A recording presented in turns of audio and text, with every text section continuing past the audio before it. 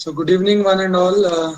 In our series of neoplasia lectures, we have already dealt with basic etiopathogenesis, then nomenclature, and different gross and microscopic features of benign and malignant tumors. In continuation of last lecture, what we had seen regarding different routes of metastasis, we will carry it further in today's lecture. I hope that if you have not gone through previous two lectures, you can see them on YouTube links so that you get a better understanding of what we are going to discuss today. So beginning with today's lecture,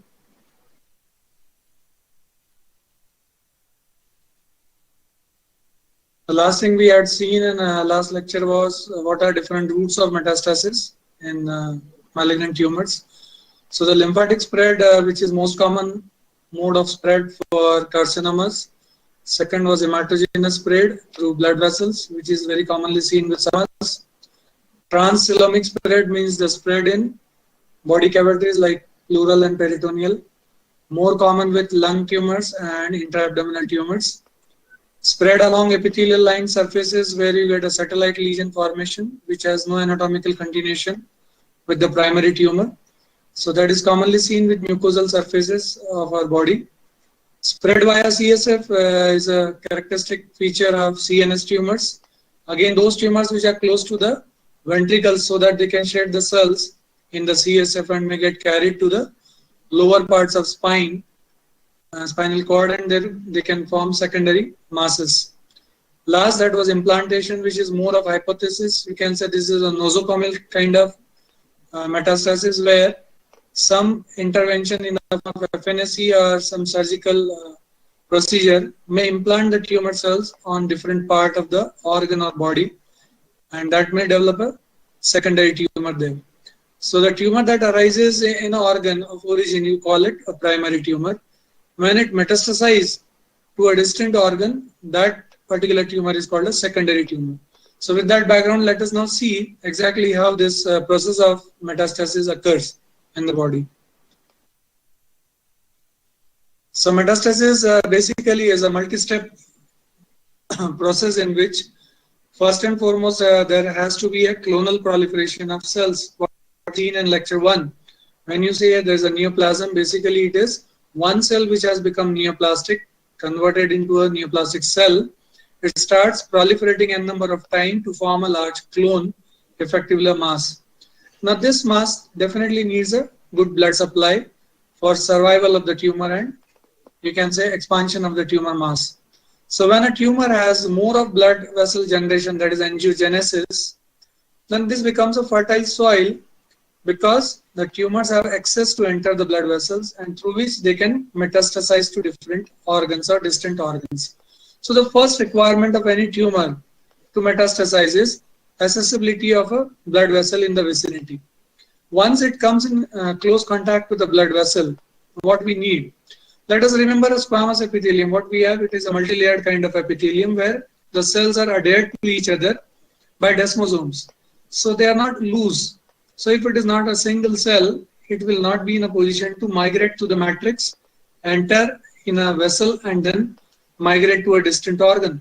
So first what is needed is loosening of the cells. Once they get loosened, now they have to cross the extracellular matrix. The extracellular matrix is something like a thick gel-like material in our body. It needs liquefaction so that the cells now can easily migrate through it.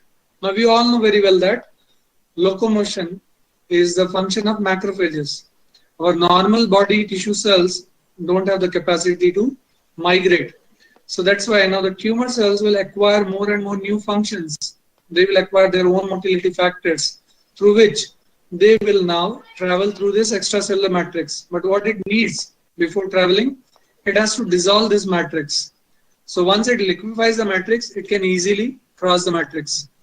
So the next step is degradation of this extracellular matrix. After that, the cells will enter into a capillary lumen. Now we all know that if there is a breach in endothelium of a vessel, it starts primary platelet plug formation. So the tumor cells which come in the lumen of a vessel, they will attract thrombosis. So we will have now small thrombi with entangled tumor cells. These become tumor emboli.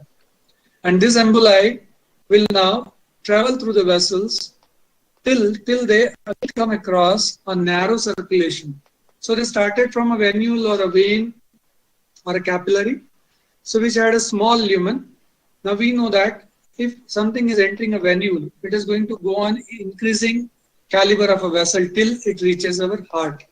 From heart, when it will reach to the pulmonary circulation, again it will come across a narrow circulation of capillaries. So there it will get stuck. So now here it can attach back to the endothelial cells, and the whole process goes reverse. So now first it will dissolve the basement membrane of the vessel, enter into the interstitium, dissolve the extracellular matrix, start multiplying. So it needs again a blood supply.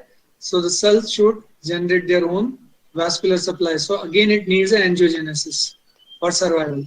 So this is a multi-step process. We can see it beautifully through different figures. So in step 1, normally the cells are adhered by adhesion molecules like cadherins and catenins. So first need of these tumor cells is they should decrease the expression of this adhesion molecules on their surface. So when they are decreased in number, the cells will loosen from each other. That is step 1. So in step 1, we need decreased expression of this adhesion molecules. So once they separate from these adhesion molecules, step 2 is now the cell has to adhere to the extracellular matrix. For that, it will generate new receptors. So what are these receptors? These receptors are basically against the components of matrix. So these tumor cells now will generate fibronectin receptors, laminin receptors, which will help this tumor cell to separate from the major mass, and it adheres itself to the extracellular matrix. But as I said, this extracellular matrix is thick, gel-like thing, which won't allow the cell easily to migrate through it. So now it will have to liquefy this extracellular matrix. Now this can be done with the help of secreting different kinds of enzymes. Now we know that this is a tumor cell which has undergone different kind of mutations of genes. So now the tumor cell is going to use these different mutated genes to acquire new and new functions, which were not normal to the cell of the tissue of origin. So next step, it is going to secrete proteases and antiproteases like cysteine protease, also called as cathepsin D, serine protease, that is urokinase type of plasminogen activator, type 4 collagenase. Now these are going to dissolve the matrix. So these all enzymes will be secreted by the tumor cells. Now here, what is the most important factor is type 4 collagenase, because we know that the basement membrane of vessel is rich in type 4 collagen, and it is a tough kind of tissue that needs to be dissolved first. Then only the cell will be in a position to enter the lumen of a vessel. Now once it has started dissolving this, what it needs next? It needs migration. So for migration, the cell has to become motile. So to acquire this motility, the cell will start secreting its own motility factors like thymosin, beta 15 or hepatocyte growth factor. Then matrix metalloproteinases will help to dissolve this. So these factors which are secreted by the cell, they act on the cell itself. So that is what is called as autocrine action of these factors. Now we know that if a cell secretes something and it acts on the cell of secretion, that is autocrine. It acts on the surrounding cells, it becomes paracrine. It enters your circulation and goes to a distant organ and acts, that becomes a endocrine. So here it is autocrine kind of action of these motility factors. And next step, so once it has dissolved the collagenase 4 of the vessel, the tumor cells will enter into the lumen of vessel. So what it has done, it has caused breach in the endothelial lining. And this invites primary platelet plug formation. The moment a platelet plug is formed, it will entangle the tumor cells in it. In a way, it protects the cell from the action of host lymphocytes, because these host lymphocytes are going to try to kill the tumor cells, mainly the natural killer cell. So that it infers a protection to this through the thrombus formation, and it gets detached from the site of origin, becomes an embolus and starts migrating. So from a smaller caliber vessels, now these small tumor emboli, they start migrating. Let us take it started from a venule. So it goes to a sub vein. From that, it goes to major vein. From that, it may enter our inferior vena cava. So the caliber of vessel is slowly increasing. So what will happen? The emboli will smoothly move along the flow of blood till it comes again a narrowing of the lumen of a vessel. So that occurs if it is a below diaphragm kind of tumor. When it will enter the hepatic circulation, it will come across the hepatic sinuses. Now this is a narrow circulation. So these emboli will get stuck in those areas. Once it gets stuck, then what it needs? It needs something to attach to these endothelial cells, right? Now this attachment is with the help of particular receptors which are present on the endothelial cells of the vessels. These are nothing but CD4 receptors. Sorry, CD44 receptors. So CD44 receptors, if they are more in number in a vessel wall, so naturally that organ will have more chances of adhering a tumor embolus. So this leads to something called that is organ tropism. What do you mean by that? A particular kind of tumor will have more tendency to spread to a particular kind of organ. Why it is so? Because those tumor cells will have adhesion molecules which are complementary to the receptors in the vessels of those particular organs. For example, let us take prostate. We say that prostatic carcinomas, they have more tendency to spread to spine, that is vertebral column. So they are spreading more to bones. So they have complementary adhesion molecules more in the bone tissue compared to other soft tissues. Okay. Similarly, we had seen last time that the 5 most common organs of metastasis hematogenous are brain and lung, liver, bone, and adrenals. So what does that mean? These organs have high tropism for metastasis of tumors. So tumors have more predilection to spread to these organs. Why it is so? So naturally, these organs should have vessels with more of adhesion molecules. That is one thing. These organs should have an interstitium which is relatively loose that permits the tumor cells to come and get enlarged there and multiply. That is second thing. These organs should have a rich blood supply. Now we all know that liver, lung, and your bones, they have open circulations and they have a very good rich blood supply. So the nutrition part to the tumor cells is very good. So naturally, the emboli will easily survive in these organs compared to, let us take for example, heart. Now in myocardium, we know that myocardium is a syncytium. The problem with the syncytium is it keeps on contracting continuously with every pulse. So if it is keeping on contracting, it won't allow anything to come and lodge. So practically speaking, there is no space in our heart physically for anything to come inside. Forget about people. So not even tumor emboli are going to rest in the heart because they will be pumped out. And that's why you will see that heart is one of the least common organ showing metastasis, hematogenous metastasis. It may be a direct spread to the pericardium, but hematogenous spread to heart, one of the rarest organ to see. Thyroid, one of the rarest, testes, and so on.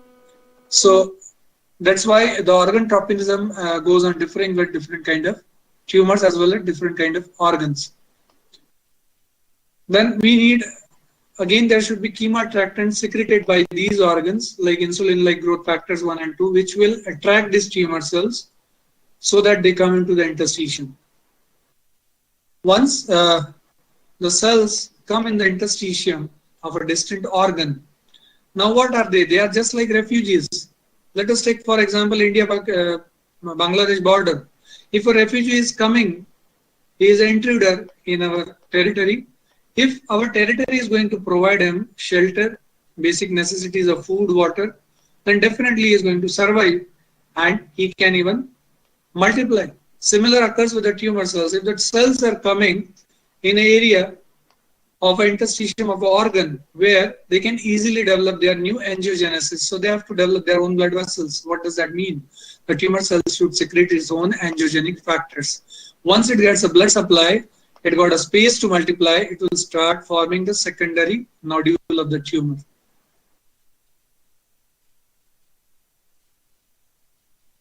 So in any tissue, we have a balance between angiogenic and anti-angiogenic factors. So some examples like angiogenic factors are vascular endothelial growth factors or beta fibroblastic growth factor, transforming growth factor beta. If they are more in concentration compared to anti-angiogenic factors, what will happen? they will promote angiogenesis. In short, they are supporting the tumor cells to multiply. Opposite of that, if a tissue has more of anti-angiogenic factors like thrombospondin 1 or angiostatin or endostatin or vasculostatin, what they will do, they will inhibit formation of new vascularization. So if new blood vessels are not formed, then what will happen? The cells they may multiply, but they won't get a nutrition. So they may not be in a capacity to form a mass. That's why angiogenesis play a very vital role in metastasis of a tumor. A tumor which can secrete more angiogenic factors, they have more tendency of metastasis. So this is an example, a photomicrograph showing a thin-walled vessel, and this is a tumor embolus inside the vessels. These are our blood cells. So it is migrating through the lymphatic vessel. So after this background of basically metastasis, then gross features, clinical features, microscopic features of benign and malignant tumors, let us compare these two tumors on different parameters. So let us take first clinical and gross parameters, how they are different in benign and malignant tumors. So if I say benign tumors, few things to remember about benign tumors. Benign tumors generally have a slow rate of growth. What does that mean? The growth fraction means the cells having capacity to multiply are less of the total cells. Why it is so? Because benign tumors are mostly differentiated tumors, means cells are mature and completely differentiated. Means I am trying to say they are adipocytes or they are myocytes or they are osteocytes instead of the blast counterpart of these cells. So that's why they are going to grow slowly. If something grows slowly in the body, it has enough time to generate its own proper connective tissue as well as a good blood supply. And because of that, the benign tumors will compress the surrounding tissue instead of invading. So when it is compressing the surrounding tissue, it will cause compression atrophy of the normal tissue surrounding the tumor. And that leads to fibrosis. That is how the benign tumors gain a fibrous capsule. So the tumor itself is not forming its capsule, it is derived from the surrounding tissue. So majority of the benign tumors, they are capsulated, but this is not a thumb rule. Let us take some exceptions. For example, hemangiomas, they are never capsulated. Neurofibromas, they are a mixed kind of benign tumors, but never capsulated. So capsule is a feature of benign tumor, but not 100%. They are generally nodular or globular. When something is smaller than 3 centimeter in size, you call them a nodule. When it exceeds 3 centimeter, you call it a globule. So they are globular masses, means round in shape. And secondary changes means necrosis and hemorrhage is rarely seen in benign tumors. Why? Because they have a good connective tissue and they have a good blood supply. Opposite of this, malignant tumors. Now here we have seen the differentiation like well differentiated, moderate, poor and anaplastic. So the differentiation in malignant tumors is variable. And because of that, if it is more undifferentiated, it is more aggressive. They grow fast. So rate of growth is fast. So something, if it is growing fast, it won't allow the surrounding tissue to give a fibrotic reaction. Before that, it will start invading it. So that's why malignant tumors are more irregular. They are circumscribed, means you can make out that this is tumor, this is normal, but they are not capsulated. Even if they are capsulated, they are partially capsulated, or the capsule is invaded by the cells. So that is very characteristic of malignant tumors. Size is often large because rate of growth is fast. Secondary changes of necrosis and hemorrhage is more common because connective tissue framework development is poor. Vessel development is poor, means your rate of multiplication exceeds the angiogenesis. So naturally it will lead to necrosis.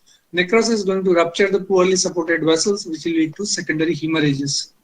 If you see the microscopy, we have seen all these features already we have covered. Like benign tumors, their cells just look like normal. They have maintained a basal polarity. There is no pleomorphism.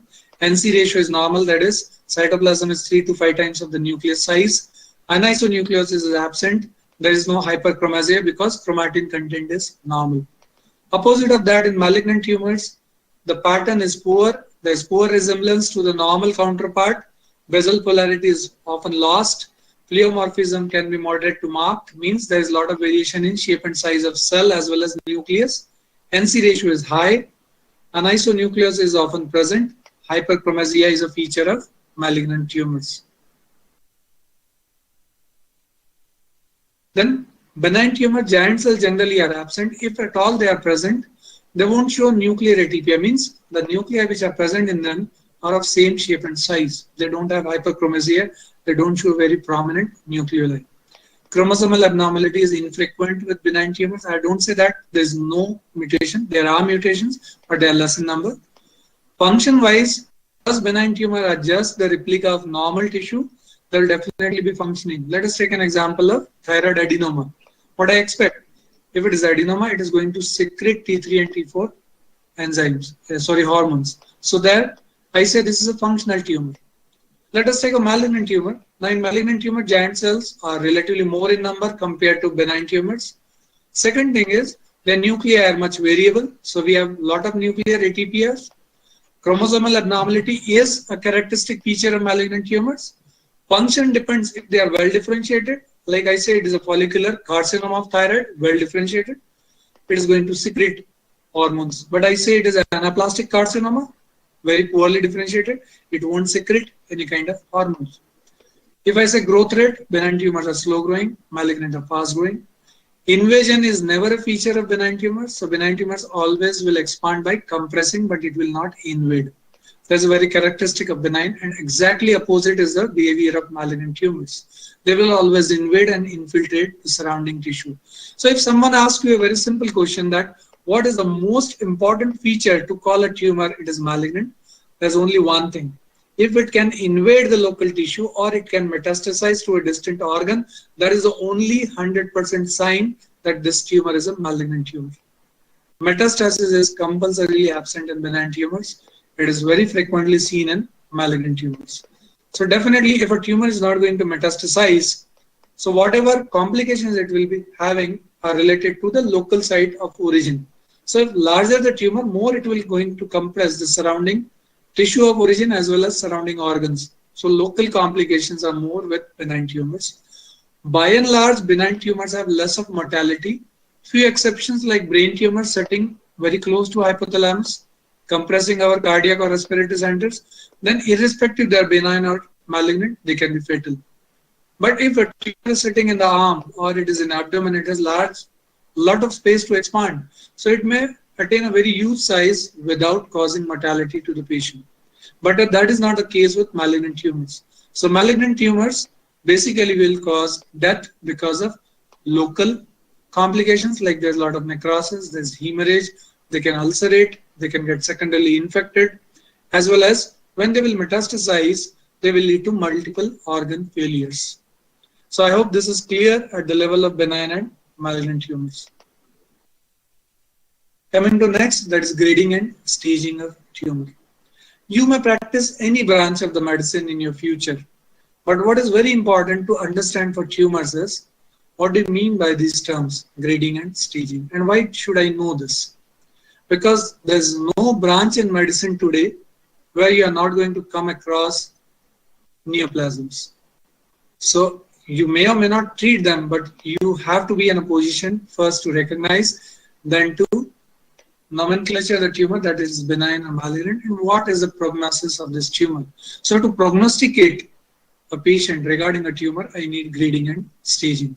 Also, it helps us to choose the treatment, that whether we should start first with surgery or we should start first with chemotherapy or radiotherapy. So for that, I need a proper grading and staging of tumor. Grading we have already covered when we had seen the differentiation of tumor. So grading is same as differentiation. Under the microscope, you can grade them as grade 1, 2, 3, 4, same as well differentiated, moderately differentiated, poorly differentiated, and anaplastic carcinomas. So when I say it is a grade 4 tumor, I am trying to say it is very aggressive tumor.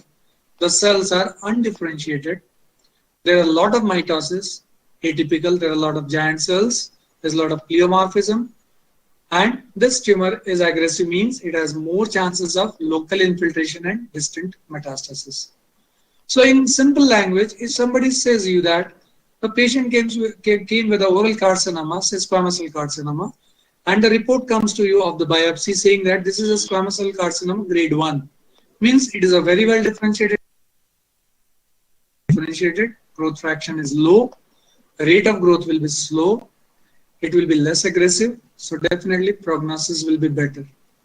A second patient comes with the same size of tumor, oral squamous cell carcinoma, but it is labeled as grade 4 or anaplastic or grade 3. Now this becomes a high grade tumor. So what I expect, this tumor will be more aggressive. It will invade the local tissues like bone or maxilla or mandible or floor of mouth or tongue or muscles, and it will metastasize to lymph nodes.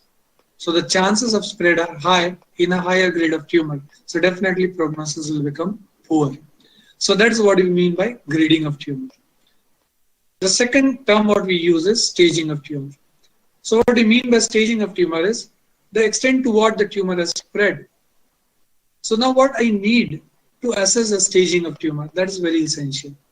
We have 3 steps of staging a tumor. Suppose a patient came to us in the OPD and there is some small nodule in the oral cavity or there is a mass in the breast.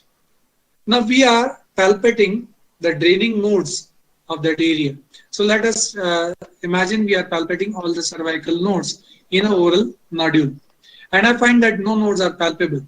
So clinically I say that nodes appear to be normal. So there is no lymph node metastasis clinically.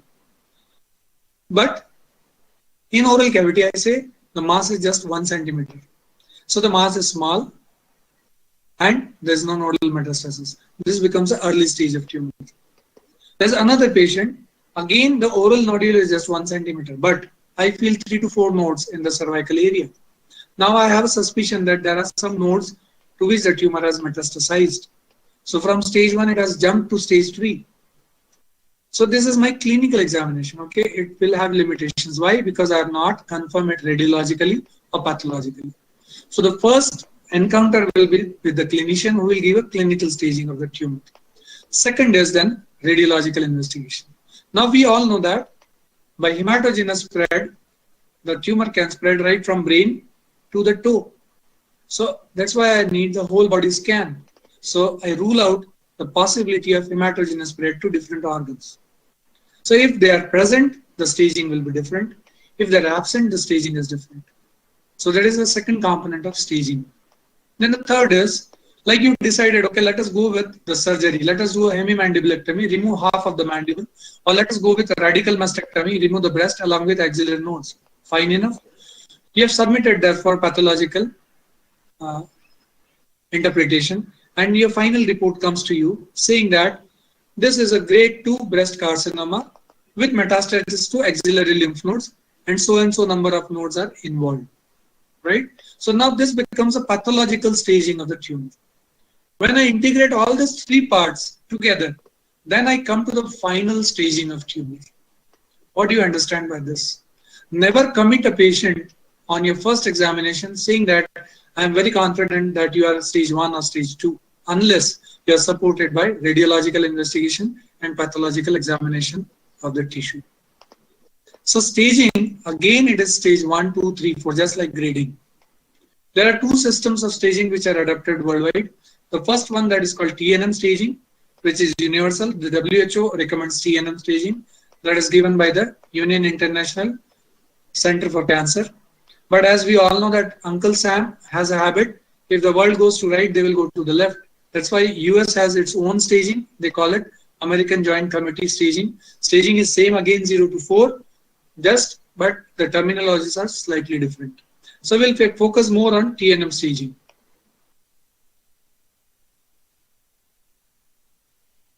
So TNM staging, as the word stands, T, N and M, the T basically stands for the size of primary lesion. So what do you mean by that?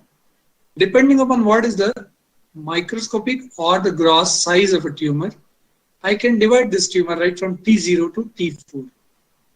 Then N stands for lymph node spread. So whether they are involving the nodes, if they are involved, what are the number of nodes involved, and if they are involved, whether it is a primary draining nodes or it is secondary kind of group of lymph nodes. Depending upon that, N is divided as N0 to N3. And last, that is metastasis. So this is blood-borne metastasis other than lymph nodes, or you can say extranodal spread of the tumor. Here we have only 2 things: M0 where there is no metastasis, 2 extranodal sites, and M1 where some organ is involved. So irrespective whether one organ is involved or two or three, it always remains M1. Same as adopted in the American Joint Committee, that is stage 1, stage 0 to 4. So like I just said, if you cannot grossly see a tumor by naked eye, then it becomes T0. Now this is a hypothetical situation because you are not going to remove organ for a tumor which is not visible. So I am yet to see T0 actually. T0 is seen only in cases of where you suspect recurrence. For example, you have already operated oral carcinoma. Now there is a small nodule developing at the scar site. Now you are not confirmed that this is a tumor or it is some inflammatory fibrosis reaction. So here I can give you as a T0, there is no tumor. Then T1 is tumor of a particular size. Let us take example. By and large in body we say that if a tumor is less than 2 centimeter, we call it T1. It is between 2 to 5 centimeter size, we call it T2. If it is more than 5 centimeter, we call it T3. Then what is T4? T4 comes in play when a tumor infiltrates a surrounding different organ. So there is a squamous cell carcinoma of oral mucosa, but now it has invaded a mandible or a maxilla, or it has invaded the cheek skin. So this is a change of the organ. It becomes T4. In lymph nodes, if no nodes are involved by the tumor, there is no nodal metastasis, it is N0. If the primary site of nodes are involved, a particular number are involved, it is N1, more number N2, further more number N3. But in metastasis, either there is no metastasis, M0, or there is metastasis. Irrespective of number of organs, it will be M1. We use the term X sometimes. What does that denote? Especially you will see this X factor coming in the pathological reports. What it means is, what you submitted to the pathologist is a tissue, a radical surgery. But he is not knowing the status of hematogenous spread because he has no tissue of that. That's why he will report MX, means unknown. He is not knowing that. So he's not saying M0, he's saying MX, which radiologically the clinician is going to confirm.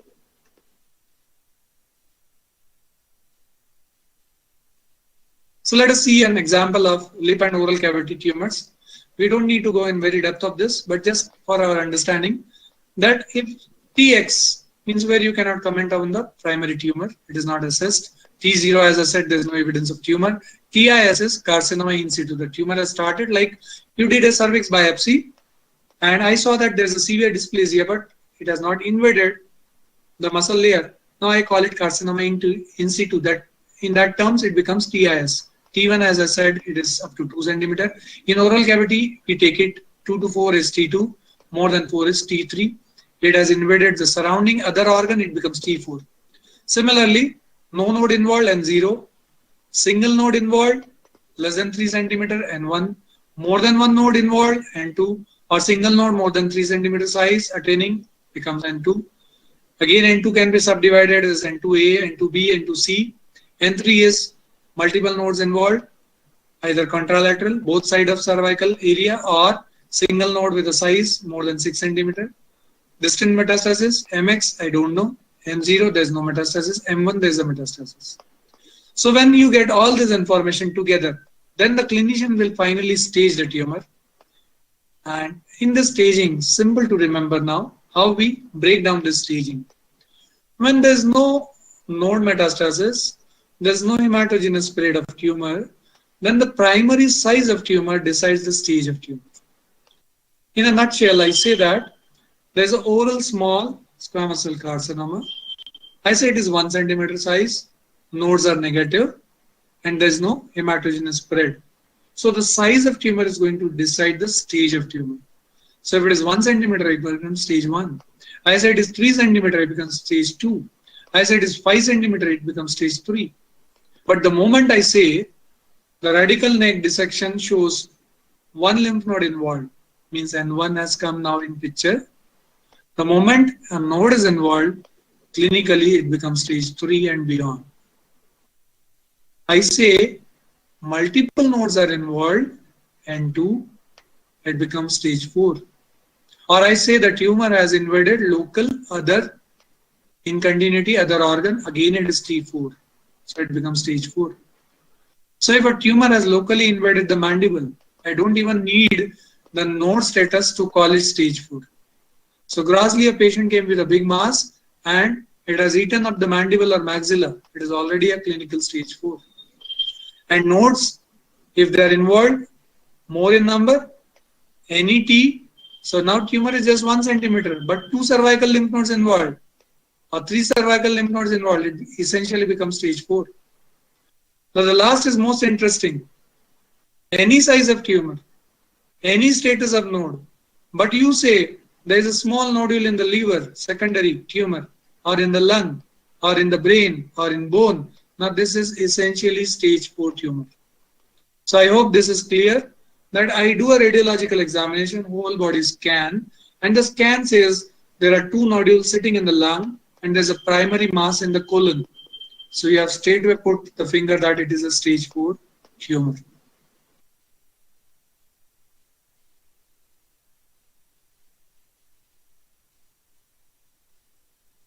So there are a few exceptions to this TNM staging. I'm just quoting 3 examples like lymphomas. Now in lymphomas, we don't use this TNM. Why? Because lymphoma itself is a malignancy of lymph nodes. So definitely T is not going to work here, M is not going to work here. That's why in lymphoma, what they use right now is Lugano classification, which is based on older Ann Arbor system, which you will learn more in your third year classes. So here what we consider, what are the group of nodes involved? It is one group or more than one group, all below the diaphragm or above the diaphragm. Then whether it is involving extranodal organ like liver or spleen or bone marrow or cavities. So that's why again it is stage 1 to 4, but the things which are used to stage are definitely different from TNM. Second example is in female reproductive organs. So uterine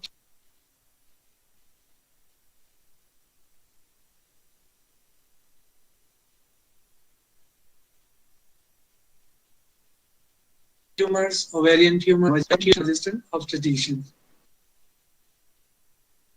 In it is more or less like a TNM, but slightly different. Like, for example, I say there's a gastric carcinoma where I apply TNM stage. It has gone transilomically and it has deposited on the urinary bladder. So there's a definitely metastasis transilomic, it becomes stage 4. But that is not the case with FIGO staging. What FIGO staging says is, till the tumor is restricted intra-abdominally, it is still stage 3. It has to cross the diaphragm to become stage 4. That's why they are developed as separate FIGO staging. Now CNS tumors are very peculiar. Whether they're benign or malignant, they will rarely go outside the CNS. That's why TNM never applies to CNS tumors.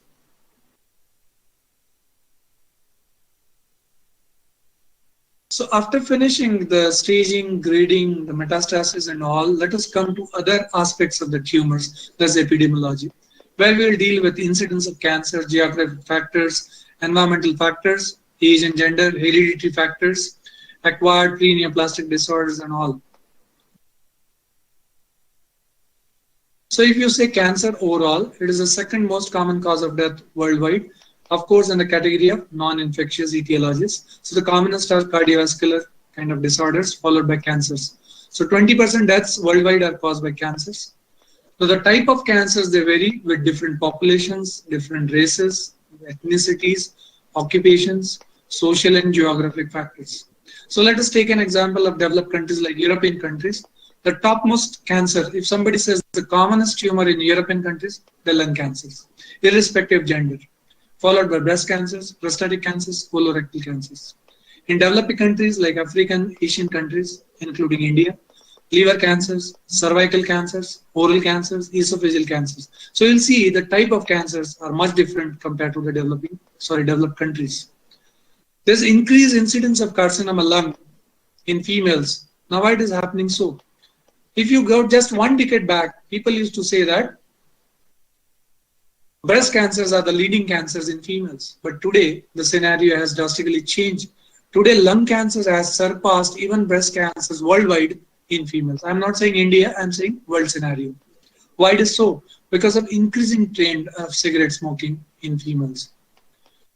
Increased melanomas are seen with increased exposure to UV rays, especially in developed countries because of increased ozone defects. So we have learned something like ozone holes, which we get as a drawback of industrialization.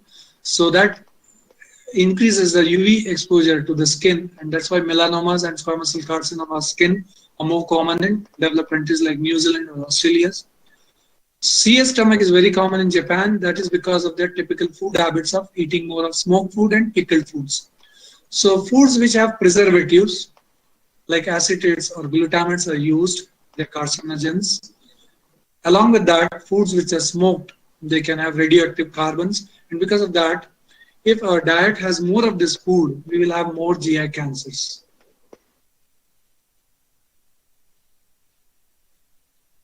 If you see the cancer incidence, there are few modifiable lifestyle factors. If we can control these factors, definitely we can alter the incidence rate of these cancers. So the first and foremost in the worldwide, you ask any layperson, what is the commonest etiological factor he knows for cancer? He will undoubtedly say tobacco.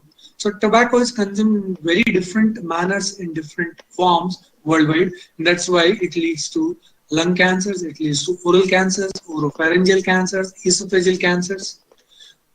So definitely if tobacco use is banned or tobacco use is restrained, we can avoid a lot of these cancers. Alcohol consumptions related to esophageal cancers and liver cancers. Obesities leading to breast cancers, colonic cancers, physical inactivity, again, same thing. Low fiber diet leading to colonic cancers. Unprotected sex will expose us to carcinogenic viruses. So this we will learn in further lectures that there are certain viruses which we call them oncogenic viruses which get integrated in our DNA of our cell and leads to a neoplastic cell formation. Pollution, definitely air pollution, water pollution, chemicals like insecticides we are consuming through our diet, through vegetables. Contaminated injections, again they are transmitting these viruses. So if we can take care of these aspects, definitely we can reduce the incidence of cancer. People say that in today's era we are getting more and more tumors compared to the old era. To some extent this statement is true, but let us take the other aspect of this also. Just go 50 years back in India, the average age of Indian male expected age was just 56 years. I'm talking of 1940. But today it has rose to 68 years. So if we are going to survive for longer time, what will happen? The wear and tear that our cells have to undergo will be more. There will be more radical injury to our nuclei. And that's why the nuclei are going to go accumulating more and more mutations. And what I said in the first lecture is, a neoplastic cell is a continuous process. Multiple mutations get accumulated in a cell to become a neoplastic cell. So naturally, if we become more and more old, the chances of getting cancers are higher compared to a younger generation. There are cancer prevention strategies which can be employed where we can eliminate few of these modifiable factors.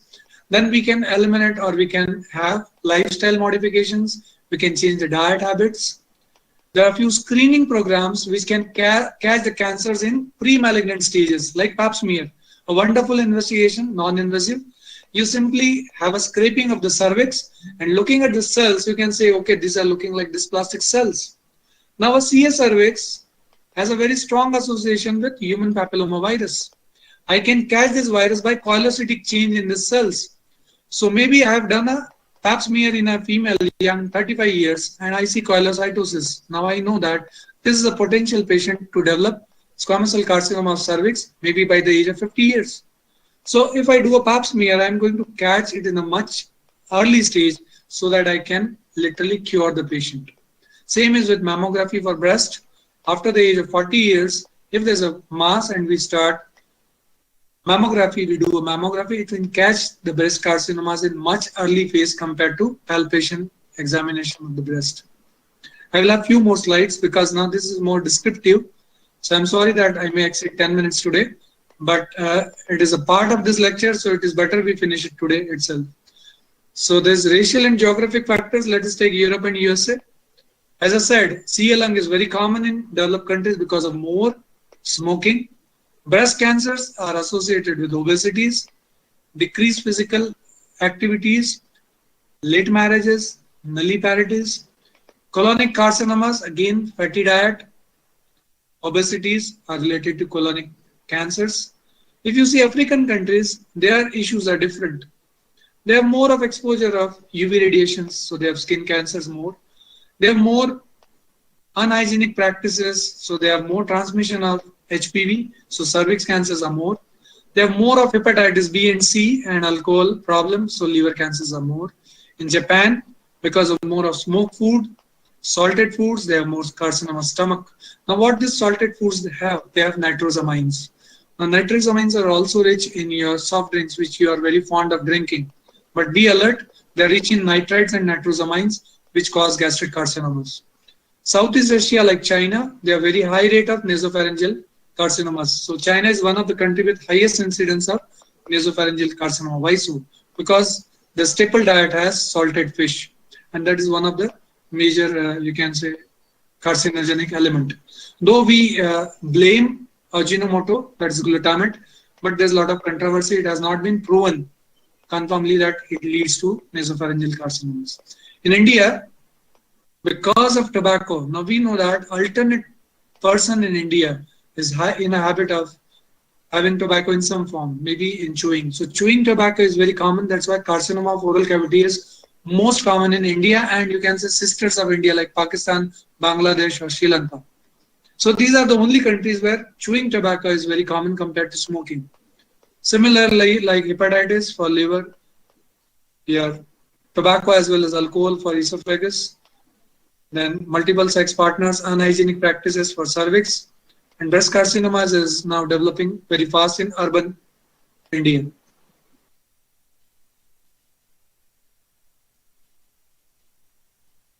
So environmental and cultural factors, many of them we have already covered, like sun exposure for longer period. So people who are doing outdoor works, they have more chances of getting squamous cell carcinomas or melanomas or basal cell carcinoma of skin compared to indoor people. Smoking and alcohol abuse, betel nut chewing. Now there is a very interesting fact that in the entire world, only few Asian countries actually consider betel nut as a food and it can be chewed. That's why this is a problem mainly of India. You will see nowhere in government agencies they blame your supari or betel nut as a carcinogen, because we are yet to come over with the tobacco problem, so we don't focus on betel nut. So if people say that we only chew supari or simple pan having no tobaccos, but still they are eating a carcinogen, they can get oral carcinomas. Diet, as I said, diet rich in fat, diet more of fatty foods, more of your fast foods, we have more chances of gastric and colonic carcinomas. Cervix cancer, because now we know that human papillomavirus is strongly associated. So what should be the mode of transmission? Early the age of marriage, more is the sexual exposure of a female, more frequency of sexual intercourse, more sexual partners, and human papillomaviruses. These all become etiological factors to acquire carcinoma cervix. In penile carcinoma, same HPV can lead to penile carcinomas. But a very interesting fact that if you know Muslims, they have a tradition of circumcision. A very simple device what their ancestors could devise even in the era when there was no microscope. So forget about virus or bacteria. That was a sheer social observation that a simple practice of circumcision drastically reduces penile carcinomas. Why? Because the smegma is a very good nutrition for the virus to develop or to multiply. So when the excess of trapezial skin is removed by circumcision, the local hygiene of penile local hygiene is better compared to non-circumcised population. And because of that, today in worldwide, Muslim and Jews have the lowest incidence of penile carcinoma.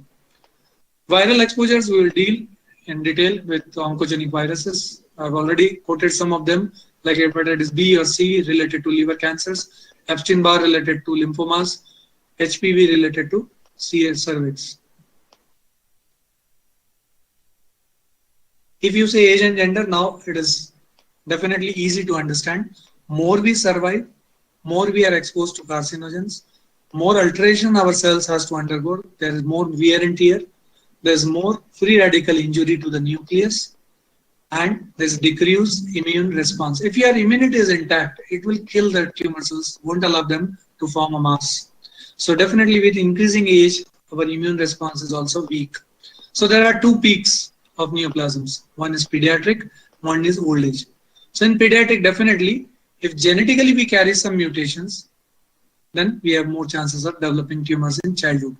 Overall, because males are more in professions, males are more outgoing, males have more sexual exposures. So overall incidence, and relatively the immune system of female is more stronger than male. Males have more incidence of tumor compared to female gender. So if you compare gender-wise in males, topmost is lung cancer today worldwide. Of course, India is exception with oral cavity. Next is prostate, followed by colon, leukemias, lymphomas, and liver. In females, again, worldwide breast. But today, as I said, lung has superseded breast in rest of the world. But in India, breast and cervix are hand to hand. Rural population, cervix is more common. Urban population, breast cancers are more common, followed by lung, colon, leukemias, and ovarian tumors. But in children, the tumors are very different from adults. So acute leukemias, CNS tumors, lymphomas, all kinds of blastomal tumors, and osteosarcomas are more common in children. So what to remember is children have much different kind of tumors compared to adults. Familial and genetic factors. If a close relative is having some kind of tumor, then the blood relatives, first blood relatives, second blood relatives will have 3 to 4-fold increased risk of getting a tumor. I'm not saying they will get that tumor. I'm saying increased risk compared to normal population. Then, when are tumors called familial? When you don't have a specific gene or a particular chromosome to be blamed that, okay, you have this mutation and you're bound to get 100% this tumor. But you get congregation of the tumors in a particular family pedigree. Means you say that the great-great-grandfather or mother got this tumor, and one of the aunties or uncles got this tumor, then one of the cousins got this. So there are accumulation of cases in a family. In that case, we say familial tumors. So that is common with colonic, breast, ovarian, brain, and melanomas. Genetic cancers, by God's grace, less than 5% of total tumors are actually genetic. You can imagine a scenario if it would have been 50%, then literally 25% of the population would have got a tumor before the age of 20 years. So thank to God every day that genetically we are normal and we have least chances of developing genetic tumors if you have already crossed the age of 15 years. Familial cancer syndromes. How do you diagnose a familial cancer syndrome? Means when should I label a case that this looks like a familial tumor is? Let us take for example a breast tumor. By and large we say that breast tumors should develop beyond 50 years of age. But now I have a female of 42 years getting breast cancer. Her mother had a tumor at the age of 50 years. Now this is what it is setting a trend. It is setting a trend of early age of onset. Now this is alarming sign. Now I see all the pedigree and I find that 2 or more primary relatives were also getting the breast cancer. That is the second point which will support the familial cancer syndrome. That's called soil theory. The third is you removed right breast for a right breast carcinoma. After 5 years, she developed a carcinoma in left breast as well. So now this is bilateral tumor. Or you removed one CNS tumor. After 2 years, she developed a second. After 5 years, she developed a third. So multiplicity of the tumor. So if such thing occur in a family tree, you go in 3 to 4 generations. Now you can say this looks like a familial cancer syndrome. So as I said, by God's grace, there are very few actually inherited conditions where you're going to get tumors. So some are autosomal dominant, like familial retinoblastoma, familial adenomatous polyps of the colon, multiple endocrine neoplasia syndromes, neurofibromatosis, that is one retinosine disorders type 1 and 2, which we have covered in even in physiology. Von Hippel-Lindau syndrome, again associated with polyps in colon. So here there is autosomal dominant transmission. Familial are where there is no specific gene to be labeled or there is no 100% association, that is with breast, ovarian, colonic. Then autosomal recessive. What do you mean by this? Both the alleles of the genes need to be mutated. So just one mutation means a carrier. So phenotypically person is normal, he will not develop tumor. So if such two carriers they marry, their progeny, 1 in 4 will have a chance of getting both the defective genes, and now it will express and lead to tumor. So 4 very classic examples: xeroderma pigmentosa, Now they are all related with defective DNA repair genes. So we'll deal with this DNS later on. So xeroderma pigmentosa, they come with repetitive skin cancers in young age. Ataxia telangiectasia, as the name suggests, this is a cerebral and cerebellar neurodegenerative genetic disorder where we can get tumors related to solid organs. Then we have Bloom syndrome, where again it is related to skin. There is skin rash. There's more sensitivity to sun, and again they develop more of basal cell and squamous cell carcinomas. Fanconi's anemia is, you can say, inherited counterpart of aplastic anemias. They have more chances of developing leukemias and lymphomas. So ataxia and Fanconi's, they have more of blood cell cancers, while xeroderma and Bloom syndrome have more of solid organ cancers. Just one or two of the slides and we will finish today's topic. So pre-malignant conditions. So the conditions which you can diagnose by biopsy or clinically, where you know now the patient needs a close follow-up because he is a potential person to develop a invasive tumor. So of that, carcinoma in situ, CIN, which we had dealt in depth with when we had seen dysplasia. So severe dysplasia is called CIN3. So that is definitely going to develop into a neoplasm. So that can be seen in cervix, Bowen's disease, which can be seen in genitals, leukoplakias that are seen in oral cavities. Again in leukoplakia, erythroplakia means a leukoplakia with a red tinge, or you can say more vascular leukoplakias have more chances of developing squamous cell carcinoma in oral cavity. Similar is solar keratosis, that is a skin lesion seen in head and neck areas. They are pre-malignant condition, can develop into squamous cell carcinomas. DCIS is ductal carcinoma in situ, seen in breast typically.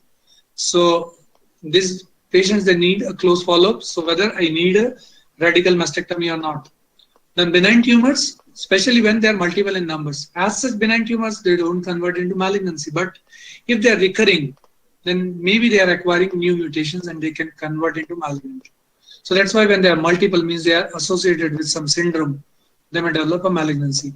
Neurofibromatosis, repeated getting neurofibromas. So finally, it may convert into a sarcoma. Then there are few conditions which are not actually dysplastic, but they are a soil where malignant tumors can develop. So here, like long-standing ulcerative colitis, now generally they lead to lymphocytosis, and these lymphocytes which are multiplying at a high rate may undergo mutations leading to lymphomas. Cirrhosis of liver, as such there is no mutation, but there is regeneration of liver at a very fast rate, and that can lead to formation of hepatocellular carcinoma. Same as with chronic bronchitis, it will first lead to squamous metaplasia and bronchus, followed by squamous cell carcinomas. If there is a chronic irritation to some epithelium, what will happen? The rate of turnover increases. So let us take, there is a sharp tooth or denture which are ill-fitting. What they will cause? They will cause repeated ulceration of the oral mucosa or alveolar mucosa in oral cavity. So now the squamous epithelium is compelled to multiply at a faster rate. And because of this, what will happen? The cell that multiplies at a fast rate, mitosis phase, the DNA is fragile. So mutations occur more in mitosis of a cell. And because of that, it will go on accumulating more and more mitosis. So let us take an old person of 75 age. He is completely teetotaler, never had alcohol or spicy food or smoking in his lifetime, but he has some ill-fitting dentures he is using last 15 years, and all of a sudden now he develops an ulcer, and the biopsy says it is a squamous cell carcinoma. You go in a shock, what went wrong? So you have to understand this is chronic physical irritation leading to cancer. Same is seen with Kangri cancers in Kashmiris who use those earthen pots for keeping themselves warm. So that leads to abdominal cancers, Marjolin ulcer, non-healing ulcers, again squamous cell carcinomas, atrophic gastritis in pernicious anemia leading to gastric adenocarcinomas. So the last slide for today.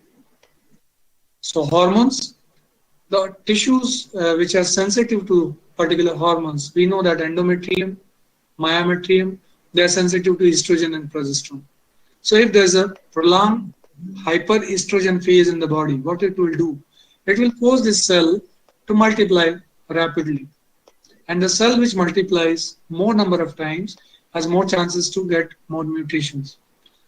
Let us take opposite of that. Already there is an endometrial carcinoma, and now there's more of progesterone supplied by the ovaries. It will proliferate at a faster rate. So definitely, if it is a premenopausal woman, a tumor will be more progressive compared to a postmenopausal women. So we have such different organs like thyroid, which is TSS sensitive, breast again estrogen progesterone sensitive, liver that is alpha fetoprotein sensitive, prostate that is PSA sensitive, testes testosterone, vagina again estrogen and progesterone. So they are hormone sensitive tissues, and if they develop a tumor, what will happen? The hormone will start acting like a growth factor. So estrogen is associated with endometrial carcinomas, oral contraceptives associated with breast cancers, anabolic steroids that are taken by the athletes can lead to liver tumors. So I can use the same tool as a therapy for the patients. Let's see some of these examples. Like a patient has a prostatic carcinoma. Now I know that the high levels of testosterone will stimulate the tumor cells and they will proliferate at a faster rate. So I can counteract the action of testosterone by giving estrogen to the patient. Or I can go with orchidectomy. So you are removing the source of testosterone. See a breast, if the female is premenopausal, you remove the ovaries. So you have removed the source of estrogen. So if the breast cancer is sensitive to estrogen, you have removed the source of estrogen. And on top of that, you have added antagonists like tamoxifen, which will counteract the effect of estrogen. Now the patient is having carcinoma thyroid. So if more TSH comes from the pituitary, it will stimulate the cells to multiply. So I can counteract that by giving thyroxine. What it will do? It will give a negative feedback physiology to the pituitary so that TSH secretion reduces. I hope this is clear. So the hormones, if I study it in detail, I can use it as a tool also to treat by giving counter hormones or the drugs which are antagonists to these hormones. So that's all for today's lecture, and thank you for your patient hearing.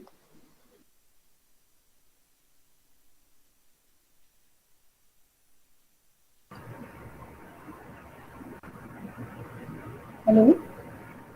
Yeah. Thank you, sir. Thank you so much for such an elaborative session. Now, can we start with the quiz, or there are many queries of students? Shall Either of we that. proceed We with can. that? I think we will Okay. first take quiz and then I will answer the queries. Okay. Okay, sir. Okay. Okay, please, the member support team start typing the quiz questions.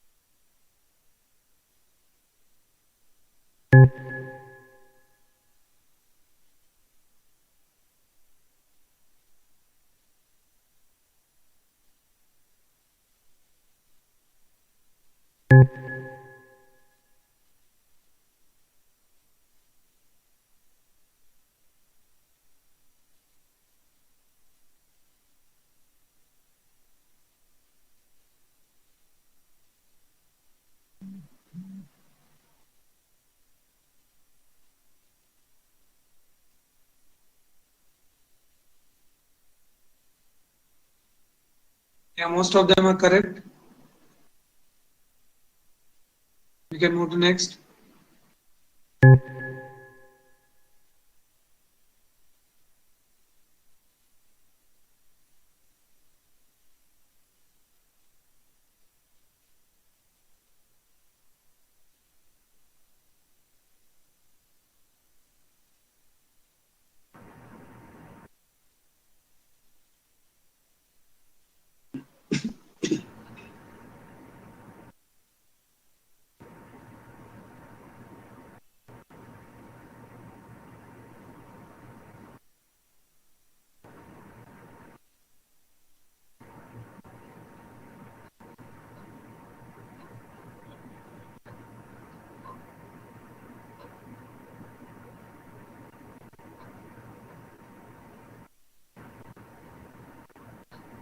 I think there's a bit confusion with this question. Okay. Yes, sir. The good hint in the question itself is you remember nucleus is needed to dissolve nucleus, right? So tumor cells don't have to fight against the nucleus; they have to fight against the matrix to dissolve. So naturally, it is going to secrete the things which will dissolve your collagenase, proteases, right? So yeah, the nucleus is the correct answer. Can we proceed to next?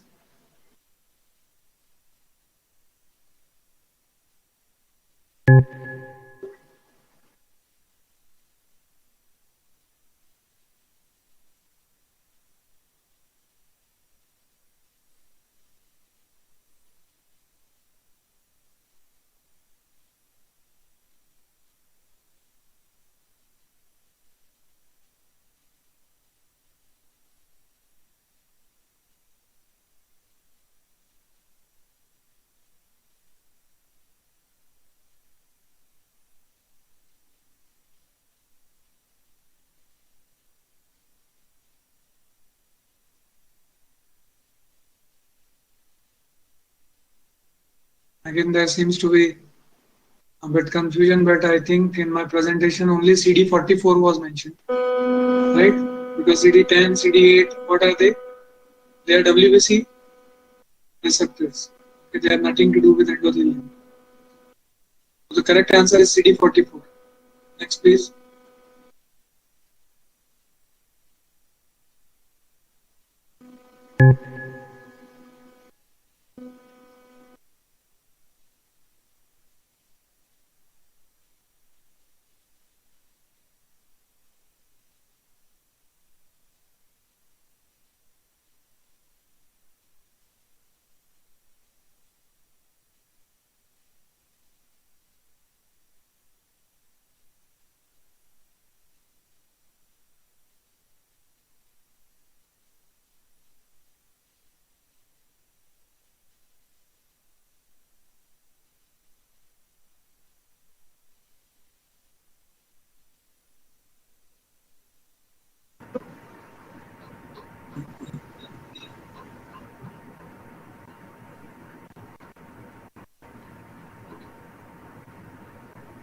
Okay, I think again, same thing. You please go through the lecture again. All growth factors, the name itself is transforming growth factor, first one, A, right? It can't be anti-angiogenic. Rest are all statins. So they are stopping the process. Next one, please.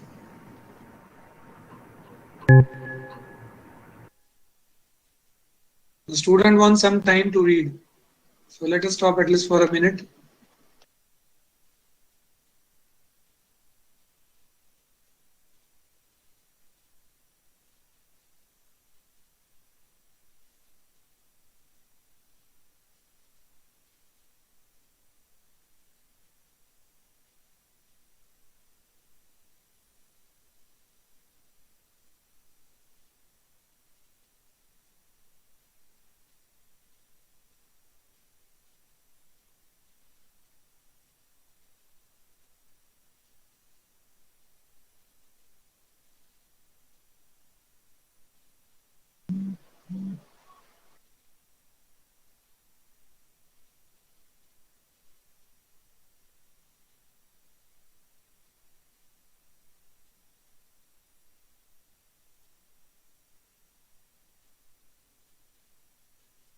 Can we see the polls?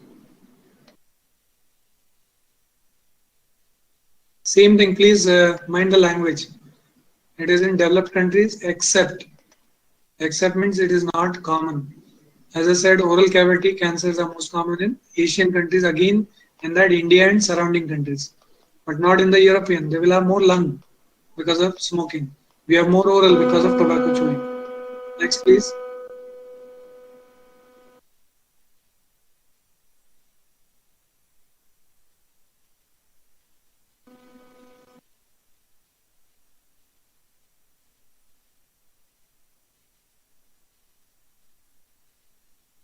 Next, please.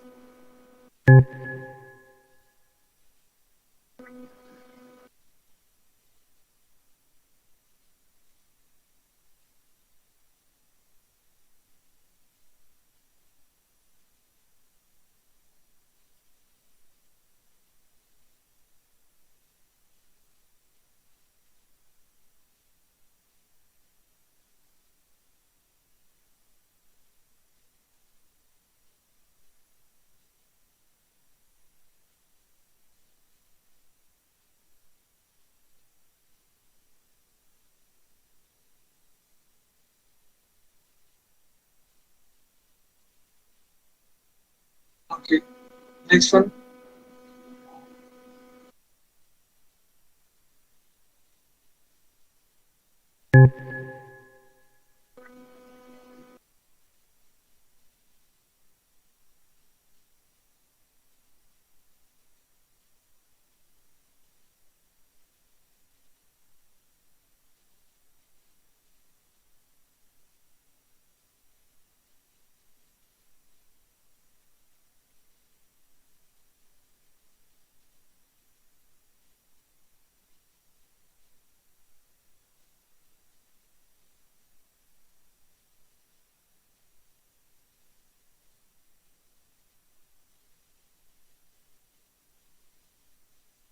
Okay.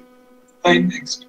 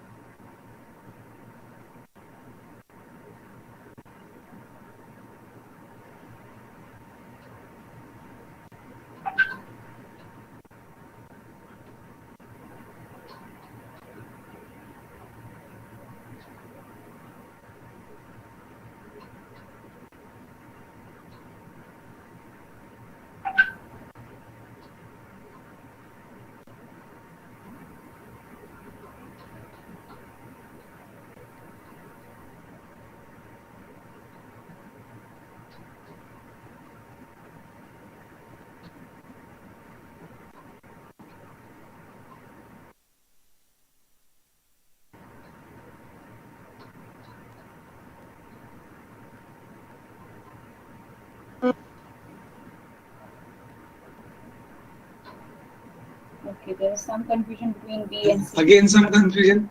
See, as I said, familial is when you Early get more onset. multiple tumors, bilateral tumors, close relative, and early age of onset, not late. Okay. If it is occurring late, it will have very less chances of some genetic transmission. Next, please. So this is the last question. Then I will answer your queries.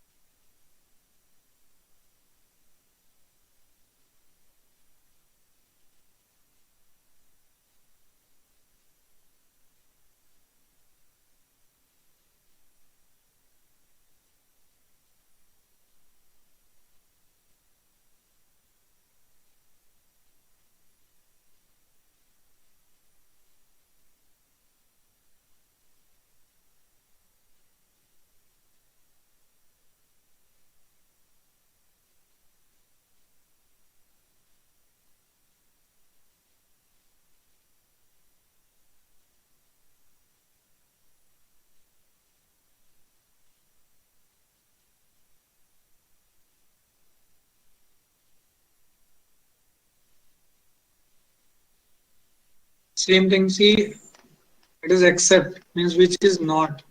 You have not been asked which is. Okay, so one which is missing. So early age of marriage, multiple sex partners are going to increase the risk of exposure to HPV. So A, B, C are there, but parity has nothing to do with cervical cancer. Parity has something to do with endometrial cancers. Okay, I hope I am clear. Now I will move on to your questions.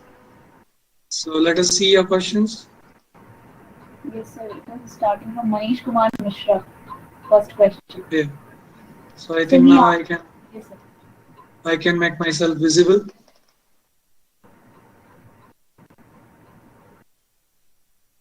Shall I mute myself, sir? All the Yeah, questions are displayed. yeah. I will just see those questions.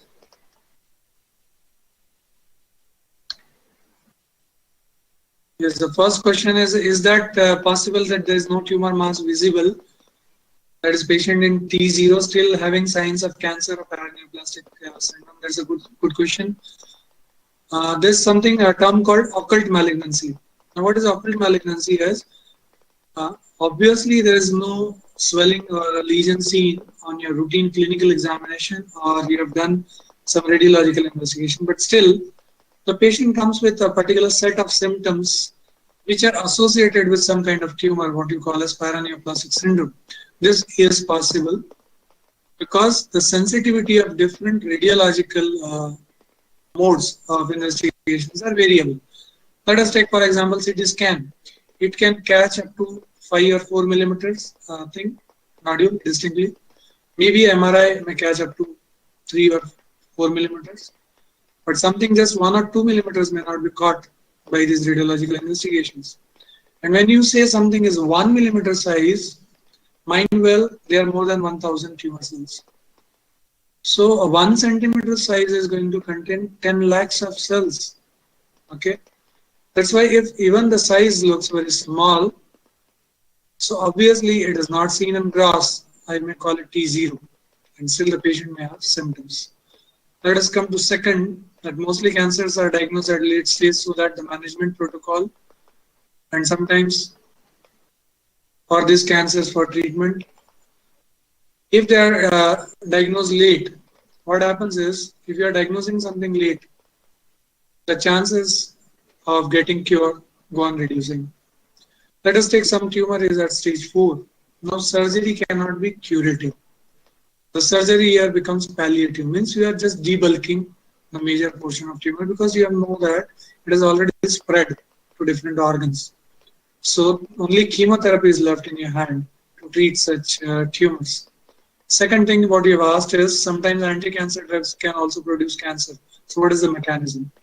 So in successive lectures, we are going to deal in depth with carcinogenesis. What is the process molecular that leads to tumor formation? So that will be a better answer because we will have a whole lecture on that how exactly tumors are produced. The third is by Ashna, who is asking that if there's a cerebral tumor that is removed 2 years, another tumor develops after 2 years, and I have termed it as a familial, can't we control such cases? So let me again clarify something, that first thing is, just getting repeated tumors alone is not a criteria to call it familial. As I said, age of onset, familial clustering of those particular kind of tumors will also be seen at the same time, because some tumors as such also have high recurrence rate. So such kind of tumors are going to recur. So that cannot be straightaway labeled as familial. That is one thing. Second thing is, can we control such cases? We can't control the occurrence of these tumors. Why? Because there is some genetic mutation already present. Our cells have acquired additional mutations in lifetime, and now they have become neoplastic. So genetically, if a patient is carrying some mutations, we cannot nullify them. That is one thing. What we can do is, at the most, we can tell him lifestyle modifications so that the further add-up mutations can be minimized. That is one thing. Second is, we can keep on screening these patients with particular kind of investigations so that if they develop any kind of tumor, we are going to catch it in very early phase. So if we are going with therapies, they may be curative instead of saying palliative if we diagnose them at a late stage.